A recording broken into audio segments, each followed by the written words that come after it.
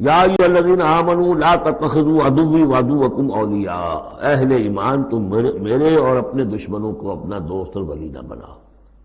ان کی خیر خواہی، ان کی بھلائی، ان پہ احسان کرنے کی کوشش، ان کے ساتھ اپنے گڈ آفیسز بلڈ کرنے کی کوشش۔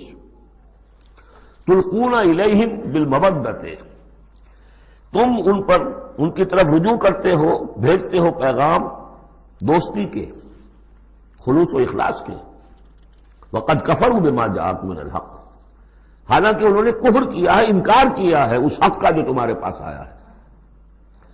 یخرجون الرسول وایاکم، وہی ہے جو نکالتے ہیں، یعنی جنہوں نے نکالا ہے رسول کو صلی اللہ علیہ وسلم، تمہیں بھی نکالا ہے، ان تؤمنوا باللہ ربکم، صرف اس جرم کی پاداش میں کہ تم ایمان رکھتے ہو اللہ پر، اپنے رب پر۔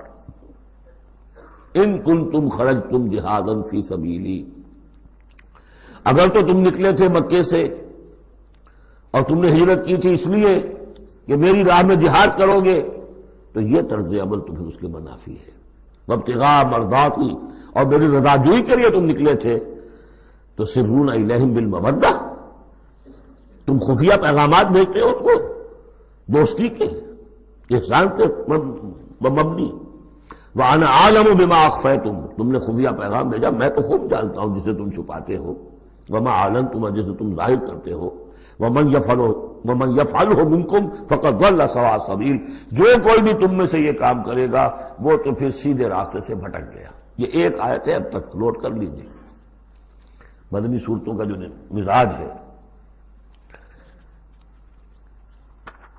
یا ایھا الذین آمنوا لا تتخذوا عدوی وعدوکم اولیاء تلقون الیہم بالمودۃ وقد کفروا بما جاءکم من الحق یخرجون الرسول وایاکم ان تؤمنوا باللہ ربکم ان کنتم خرجتم جہادا فی سبیلی وابتغاء مرضاتی تسرون الیہم بالمودۃ وانا اعلم بما اخفیتم وما اعلنتم ومن یفعلہ منکم فقد ضل سواء السبیل۔